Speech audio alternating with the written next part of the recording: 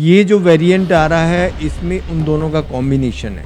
ये तेज़ी से भी फैलेगा और ये खतरनाक भी होगा। ये इंडिया भी आएगा। ये ना समझें कि ये वाला जो वेरिएंट है ओमाइक्रॉन की तरह कहीं हल्का वेरिएंट होगा। अगर कोई इम्यूनाइज़ नहीं है उसकी जान के लिए खतरा बन सकता है। नमस्कार, मैं हूं जितेंद्र गौतम और आप देख रहे हैं डीएनपी इंडिया।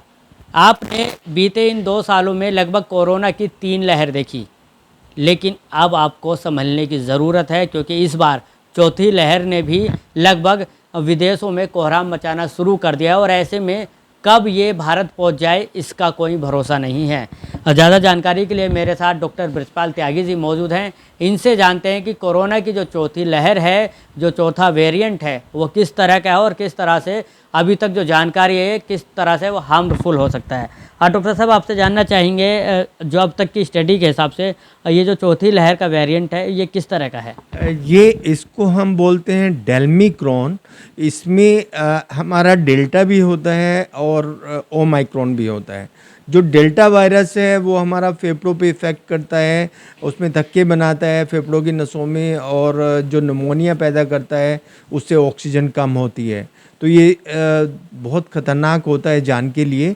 और जो ओमाइक्रॉन है वो क्योंकि उसकी स्पाइक प्रोटीन में कुछ इस तरह के चेंजेज आए हैं कि वो ज़्यादा कोई इफ़ेक्ट नहीं करता है, एक माइल्ड इलनेस लाता है लेकिन तेज़ी से फैलता है। अब ये जो वेरिएंट आ रहा है इसमें उन दोनों का कॉम्बिनेशन है। ये तेज़ी से भी फैलेगा और ये खतरनाक भी होगा। ये जैसे कुछ ऐसे सिटी हैं, हमारे चाइना के सिटी हैं और कुछ जर्मनी के हैं और कुछ फ्रेंच के हैं।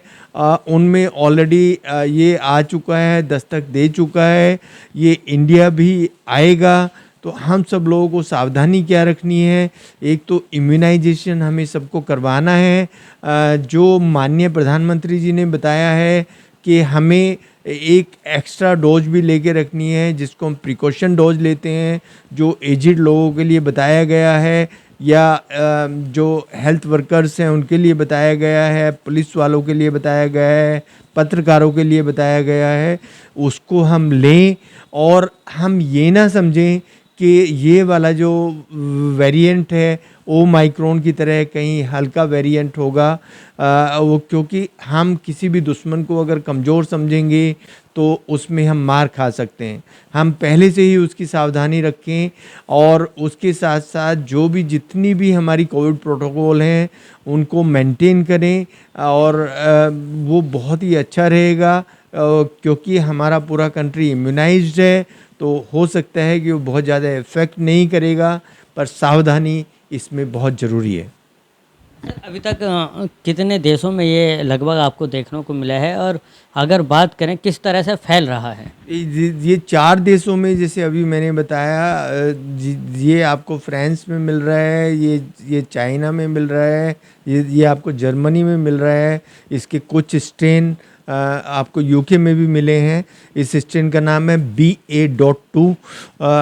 ये जो फैलता है वो तेज़ी से फैलता है ओमाइक्रॉन की तरह, और जो इसके साथ डेल्टा वेरिएंट जुड़ा हुआ है वो हमारे फेफड़ों को तेज़ी से नुकसान पहुंचाता है। तो ये अगर कोई इम्यूनाइज्ड नहीं है उसकी जान के लिए खतरा बन सकता है। अगर कोई इम्यूनाइज्ड है तो उसको हल्की बीमारी हो सकती है। बिल्कुल, देखिए जिस तरह से डॉक्टर साहब ने बताया, ऐसे में आप और हम लोगों को ज़रूरत है संभलने की।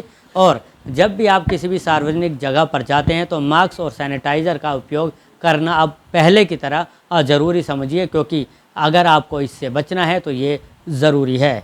गाज़ियाबाद से मैं जितेंद्र गौतम, DNP इंडिया।